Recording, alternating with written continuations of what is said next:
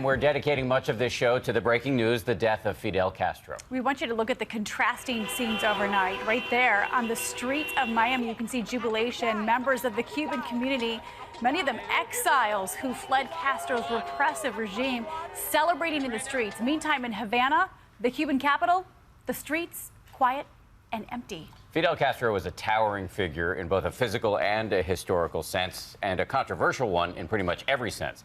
He tried to create romance around his revolution with his signature look and his sweeping, often anti-American oratory, but he was also a tyrant whose people have fled by the thousands on rickety and overloaded boats. Castro also a persistent thorn in the side of the United States, a man who helped bring the world to the precipice of nuclear confrontation during the Cuban Missile Crisis. His death comes at a very delicate moment. President Obama has recently moved to normalize relations with Cuba. However, incoming President Donald Trump has threatened to overturn those actions. We have team coverage this morning with our reporters and analysts standing by, but we start here with ABC's Jim Avila in L.A. Jim, good morning to you. Good morning, Dan. The cigar-chomping, bearded firebrand who once gave a 7-hour speech is silenced this morning. Fidel Castro survived multiple assassination attempts by the U.S. government, but went quietly overnight after nearly a decade of failing health. Querido pueblo de Cuba. Fidel's brother, President Raul Castro, announcing the death of his older brother on state television, ending the broadcast echoing that infamous revolutionary slogan. Hasta la victoria, siempre. Castro remained skeptical and suspicious of the U.S. right up to his death, defiantly commenting after President Obama's historic visit that Cuba will never forget the Bay of Pigs invasion and does not need America. I am a communist, a Marxist, socialist communist. I am not afraid to say I am a communist. Fidel Castro was born in 1926 out of wedlock to a wealthy Cuban landowner and his maid. He went to Catholic schools and then studied law. His two passions were baseball. He was very good at it, and politics. He became an activist for the poor and working class. In 1956, after being expelled by Cuba's American-supported dictator Fulgencio Batista, Castro returned secretly with his brother Raul to wage a guerrilla war, seizing power in 1959. The road to Havana paved with glory for rebel chieftain Fidel Castro.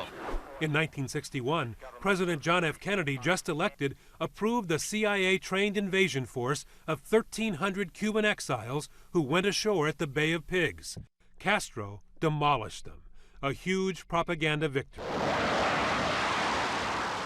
In 1962, American spy planes discovered Castro had let the Soviets put nuclear missiles in Cuba. Yes, we were very close to the nuclear war, extremely close. Ultimately, the Soviets removed the missiles. Even Castro's critics praised his advances in healthcare and in education. But the inefficiency of Cuba's Soviet-style economy produced dissent. In 1980, more than 125,000 Cubans, some expelled, many allowed to just leave, braved rough seas and dehydration to come to the United States in the Mariel boat lift. In the early 1990s, the fall of the USSR cost Cuba billions of dollars in Soviet aid and trade, leading to widespread shortages and rationing. In 2006, just before intestinal surgery, he gave up power temporarily to his younger brother Raul. He never took the reins again, made it official in 2008. Then suddenly, in the summer of 2010, he began displaying his indomitable drive again in public, giving TV interviews, laying flowers at the tomb of the fallen, exhorting the communist youth, and addressing the Cuban parliament. After nearly 5 decades in power, filled with revolution, defiance, and strife, Castro did live to see the Cuban flag raised at the U.S. Embassy in 2015, and an influx of American tourists, sports teams, and rock concerts. The memorial will be what you might expect for a man who changed Cuban history and dominated the island for more than 50 years.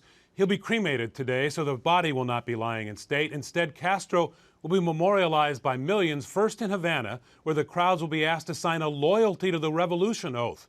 And then his ashes will tour the island before burial in his hometown of Santiago de Cuba.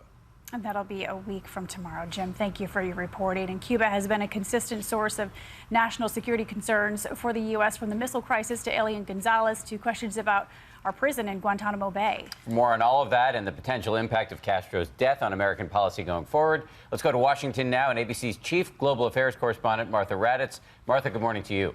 Good morning, Dan and Paula. For a generation of Americans, the threat from Cuba was real and frightening. A tiny country just off our shores, 90 miles, with a powerful ally.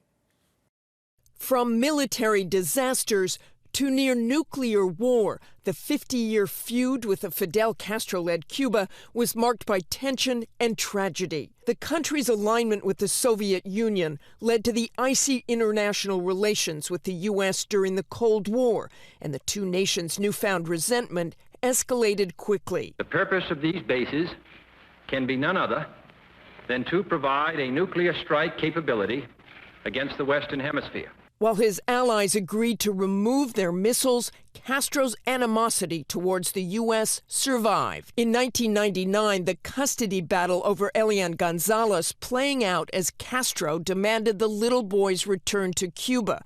His mother had drowned while escaping with him to the U.S. Armed U.S. agents forcibly removing the boy from his Miami relatives, returning him to his father in Cuba. And there is Guantanamo Bay, the naval base leased by the U.S. from the Castro regime since 1959. After the controversial practice of housing terror suspects, Castro repeatedly denounced the U.S. occupation, saying the land was being used to do America's dirty work. 10 American presidents tried to isolate Castro and hoped for his demise. Then in 2013, this defining moment, President Obama shaking hands with President Raul Castro at Nelson Mandela's funeral, paving the way for renewed diplomatic relations. This is not merely symbolic. With this change, we will be able to substantially increase our contacts with the Cuban people. In 2015, the two presidents meeting again as Obama calls for the 53-year-old embargo to finally be lifted.